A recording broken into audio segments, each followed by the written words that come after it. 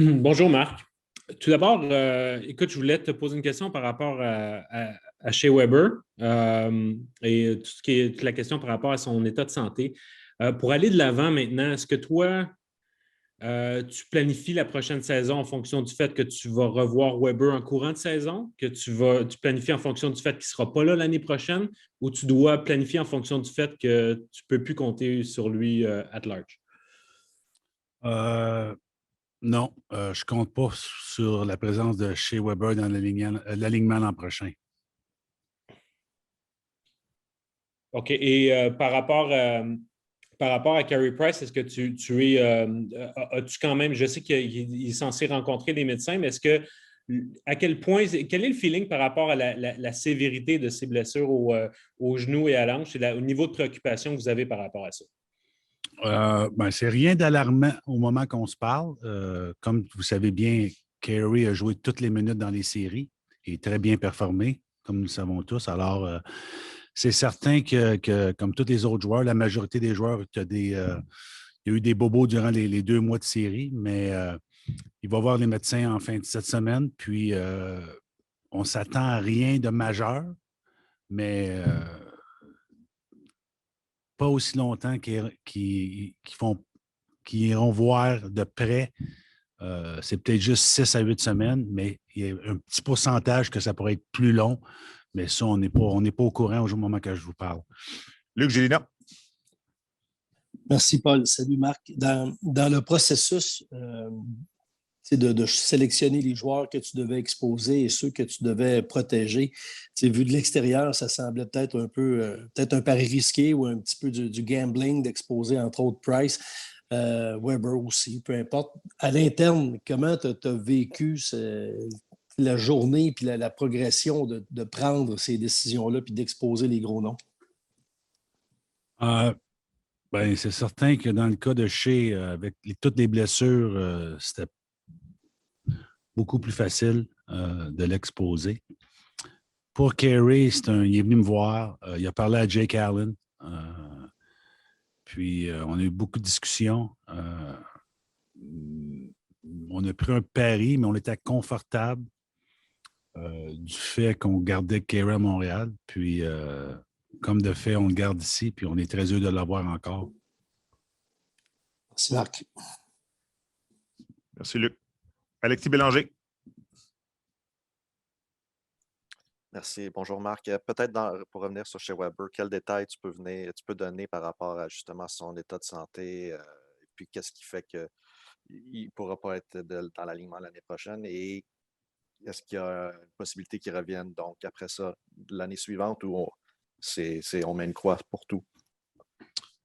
Écoute, les détails de ses blessures, il y en a beaucoup. Au cours des dernières années, on le sait, connu sa cheville, son genou, le pouce, il y a beaucoup de douleur. Ça prend beaucoup de temps le matin avant de se préparer juste pour une pratique. Puis, comme vous le savez, c'est pas une personne qui se plaint. Puis, même manquer une pratique pour lui, c'est pas une option. Alors, il y a beaucoup de millage. Puis, il a vraiment poussé son corps à la limite. Alors, le fait qu'il revienne l'an prochain, c'est vraiment pas une possibilité. Probablement pour une carrière. Merci. John Lou. Oups, excuse, j'ai donné la parole à Martin McGuire. Vas-y, Martin. Oui, merci. Marc, est-ce que cette absence potentielle de Shea fait en sorte que tu peux travailler avec son montant qu'il prend sur la masse salariale ou pour toi, ça devient quelque chose qu'il faut que tu laisses en banque au cas où? Quelle pourrait être la stratégie par rapport à ça? On a un cap, summer cap, comme on dit. Alors, on a une marge de manœuvre plus élevée que le cap. Puis, prévoit de le mettre sur l'LTI au début de la saison. Alors, mais encore là, faut être un peu prudent avec notre marge d'été. Merci, Martin. John Lou. Thank you, Paul. Mark, in your conversations with Shea Weber since all this came to light with respect to his injury situation, how has he been handling the reality of the situation, and how is that going to affect the way you do business in the next week if you're anticipating he potentially would be going on to LTIR? Well, it was hard for Shea. I mean, that's all he knows. It's, he's a hockey player to the core.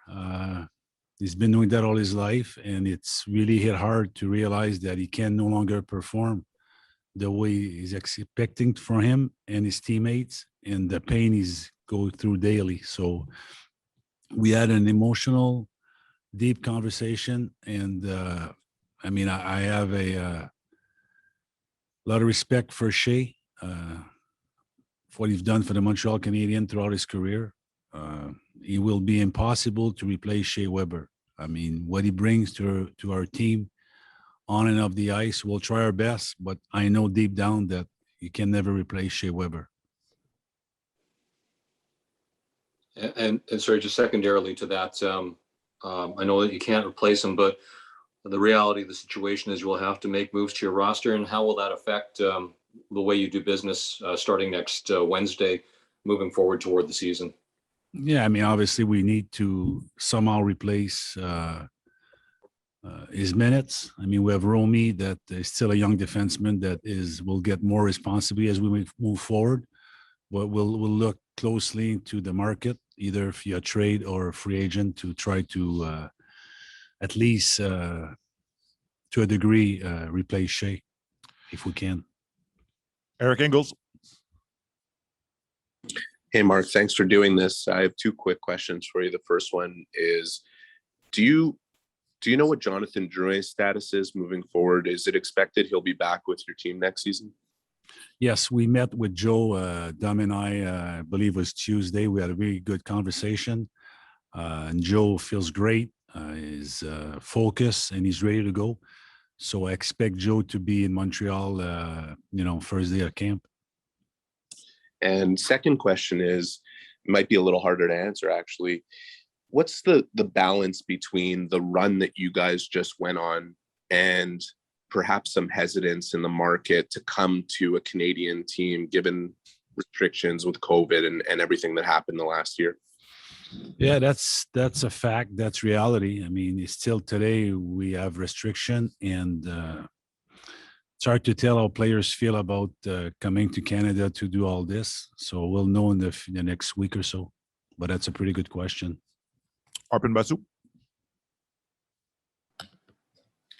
Hey, Mark. I also have a couple. The first one's just a clarification. I heard everything you said about replacing Shea Weber. Obviously, when trying to find a player to take up those minutes, let's say, obviously he has several years left on his contract. I don't know to what extent. Do you feel comfortable bringing on a player that goes beyond this season that would take up that money? I mean, because of to what extent can you be confident enough to use the money that Shea has beyond this year based on his health? To a degree, we're pretty confident that it's going to be the case. But again, even if we bring somebody on terms, we have money that's coming off the cap the next few years, so that won't be an issue. I don't think so. And just on Joe, to what extent are you at all surprised, pleasantly or otherwise, that he is willing to come back to Montreal, and how, if you could describe just how that conversation went, because obviously we've been in the dark about it, but that's pretty big news that he's coming back. How does that affect your planning for the off season? Well, it's huge. I mean, Joe, I think when Dom took over, we saw the best hockey Joe ever play in the Montreal uniform. So that's very exciting. And then after that, as we all saw his game drop, and knowing now why that happened, and it's been taken care of. So we're pretty excited to see Joe back from where he was playing at the top of his game under Dom, I would say mid through last season. So that's a positive for us. Jonathan Bernier. Oui, merci Paul. Salut Marc. Juste pour revenir sur le repêchage d'expansion, si tu as choisi de protéger Jake Allen, c'est qu'il y avait une grosse crainte de le perdre. C'était quoi le deal, s'il y en avait un, avec le Kraken pour le garder? C'était quoi les exigences du Kraken? Bah, écoute, on a toutes des idées différentes de la demande, mais à nos yeux, à nous, la demande était beaucoup exigeante. Alors, on avait d'autres options, Mais quand la conversation est venue avec Carey, on a vraiment regardé ça de près, puis on a pris un risque calculé, puis qui a payé pour nous, pour l'organisation. Crois-tu pour Carey que c'est son salaire ou c'est son rendez-vous chez le médecin ou son état de santé incertain qui ont fait reculer le Kraken? Seulement les Kraken, Ron Francis peut répondre à cette question. Guillaume Lefrançois. Oui, salut Marc. Quand on te parlait de chez Weber, du trou que ça va laisser, ça laisse également un gros trou parmi les droitiers en défense derrière Jeff Petrie. Est-ce que ce sera une priorité de viser spécifiquement un droitier puis essayer de rééquilibrer un petit peu ça là, dans votre défense, dans l'organisation? Dans un monde idéal, oui, mais on est très conscient que Harry peut jouer à droite. Romy peut jouer à droite aussi. Alors, on a encore des options de ce côté-là, mais dans un monde parfait, là, ça serait un droitier. Mais on a des options aussi à gauche. OK. Sur un autre sujet, est-ce qu'à ce point-ci, tu considères que le dossier Philippe Danault est mort et enterré et que Philippe Danault va jouer dans une autre organisation la saison prochaine? Autant aussi longtemps qu'un contrat n'est pas signé et annoncé, il y a toujours espoir de le voir ici à Montréal. Stu Cowan. Mark, we saw how emotional Shea was at the end of the Stanley Cup final. Were you and his teammates aware during the playoffs that he might not be able to come back next year because of the injuries he was playing through? And what can you say about the way he performed under such obvious pain that he was in? Well, I was amazed at how he did play. He was one of our top minute defensemen, throughout the whole playoff and, went all the way to the Stanley Cup final. I personally wasn't aware. And from what I'm gathered after the information, I don't think nobody was really aware of, I think we're all aware of the pain and what he was going through every day, but to that degree, we didn't know. Shea, as you all know, is a man of a few words, and sharing or complaining about his body is not one thing that he does. So I was very surprised. This has been a real crazy period for you, obviously, Mark. Maybe you got a chance to maybe catch your breath a little bit today, but what's the top of your priority list on your desk right now? Well, right now, it's, build our team up for next year, with the loss of Shea, that's a big hole to fill, and waiting to see what, with Carey, with the doctor's appointment, what's going to bring. Like I said, it's from what I've been told right at the end of the season, it's not something that should be alarming, but I guess until you go in, really, you're not sure. So that's another one on my mind. And see, what the draft tomorrow, and then the free agency on the 28th. So there's a lot. I didn't have a chance to take a break, but hey, that's the price you pay to go all the way to the final, and that's a pretty good price for me. Jean-François Chaumont. Salut Marc. Tu as parlé déjà un petit peu de Carey Price, tu as parlé d'un pari, d'un risque calculé. Mais est-ce que autant toi que Carey, vous étiez prêts à vivre avec la possibilité que Ron Francis le réclame? Est-ce que les deux clans, vous étiez confortables avec cette option-là qui restait quand même peut-être présente? Écoute, on avait un plan B, là, c'est certain, mais moi et Carey, on a parlé en long et en large, puis on était confiants qu'ils sont encore partie de l'organisation. Alors, c'est comme si tu le mets en arrière puis tu ne veux pas y penser. Ce que j'ai vécu, mais au pire aller, on avait un plan B si jamais, mais le risque pour nous était très minime. OK. Guillaume t'a parlé de Philippe Danault tantôt. Tu dis que tant que c'est pas réglé, il peut y avoir de l'espoir. Quand tu regardes ton organigramme, ton équipe au centre, Kotkaniemi n'a peut-être pas pris le pas qu'on espérait ou qu'on attendait. Est-ce que ça rend la situation d'Anneau encore plus délicate, à savoir s'il doit partir? Est-ce que tu as les ressources pour le remplacer ou tu vas regarder ailleurs si jamais ça doit être le cas?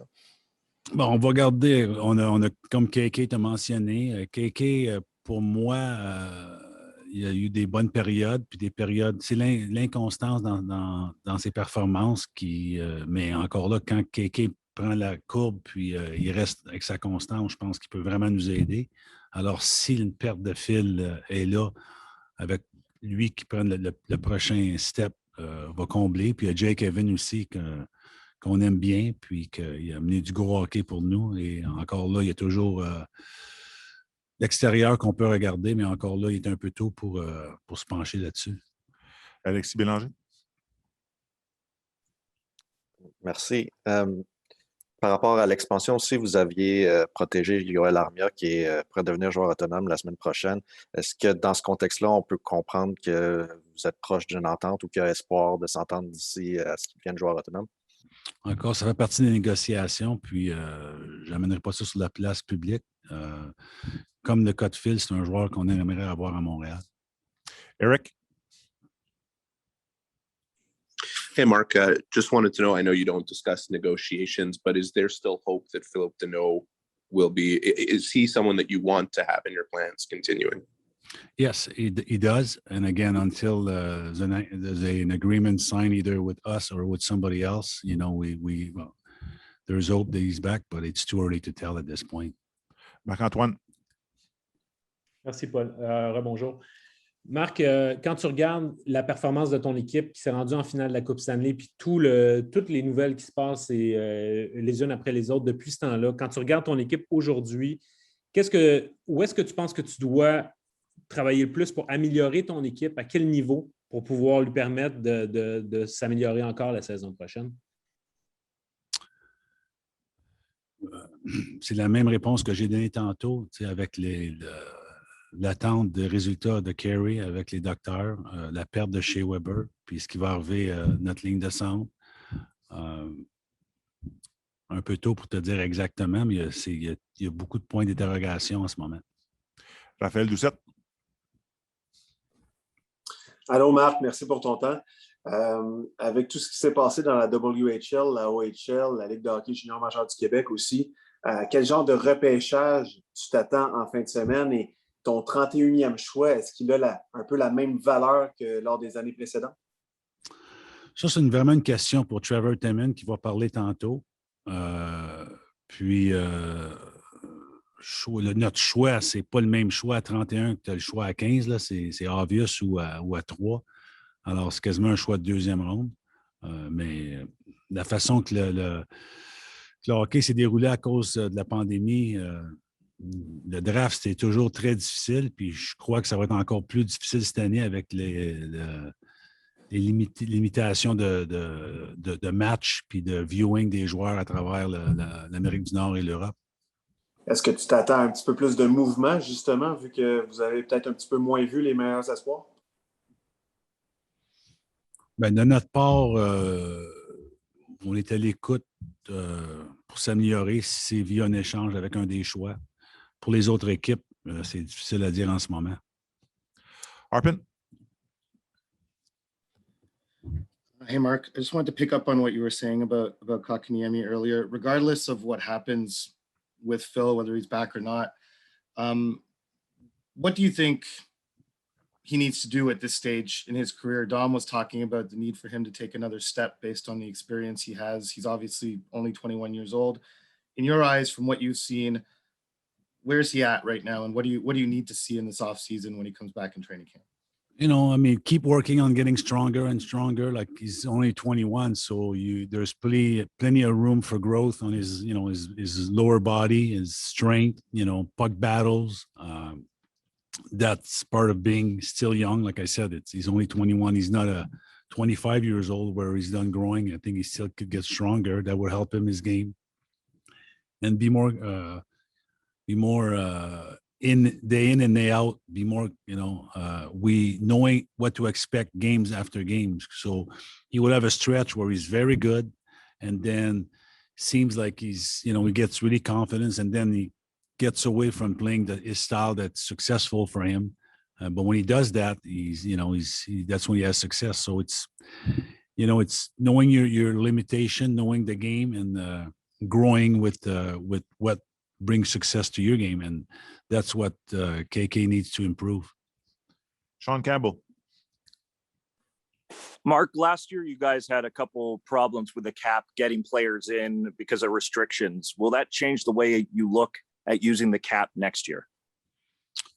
Not necessarily. We still manage. It was, more difficult, but if there's a chance to get a player that we like that puts us right against the cap, and we need to be again careful, we'll do that. So we have the option to go to the cap, but obviously you need a little cushion.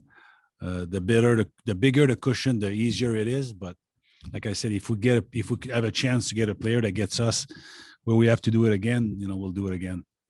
Is Corey Perry one of the players you guys would like to have back? Yes. Jared Book. Hi, Mark. Obviously, you weren't looking at replacing Joel going into the offseason, but with Jean-François Houle and the importance of the Laval Rocket to the organization, what are you looking from Jean-François and your decision to hire him? Well, I think he's a really good hire from us. He's got a lot of experience through the Q, through American Hockey League. It's the growth of our young players. I mean, it's an important job. We like what he brings, his enthusiasm, his teaching, his approach to the players, dealing with younger players. I think he's going to be a really good asset for the Montreal Canadiens. I mean, Scott Mellenby and Scott was very involved in that decision and obviously oversee it. But, him and Trevor and Murray Lapointe spent a lot of times on hiring the right person. And I have a lot of faith in Scott Mellenby as far as hockey knowledge. And he's been a big help for me, not only with Laval, but for the Montreal Canadiens. Thank you. Thanks, Jared. Écoute, merci, Marc. Merci beaucoup. Merci Thank you very much. Juste pour votre information,